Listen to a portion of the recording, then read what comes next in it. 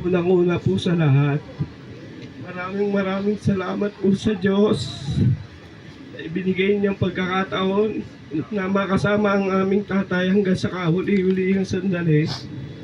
Sa mga taong ibinigay niyo po, Diyos, para tumulong po sa akin. Sana po, kayo na po yung bahalang magsukli sa kanila. Alagaan niyo po palagi yung kalusugan nila. Yun lang po yung panalangin ko para sa kanila po. Dito ka lang po. Tatay, dahil sa mo naman eh. Sabi mo, ayos ka lang.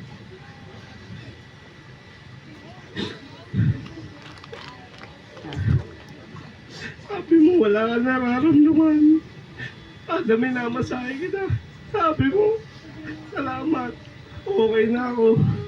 Yung pala yung tinatago mo yung sakit na nararamdaman. Para po sa mga pamilya po ng aking nanay, ng aking tatay. Salamat po talaga sa tulong nyo. Hindi po namin alam kung paano ako makakabangon kung wala po kayo. Hanggang sa pakikiramay niyo po ito. Bahala na po si Diyos ang Diyos ang magsukli po sa lahat ng kabutihan nyo. Alam, tatay, mahal ka po namin lahat. Gabayan mo po palagi pa rin kami. Sana kung bibigyan po ng pagkakataon, ibalik ka po sa amin ni God para kay Nene.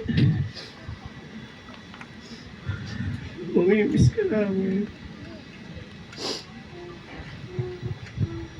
Now we will proceed to our final video.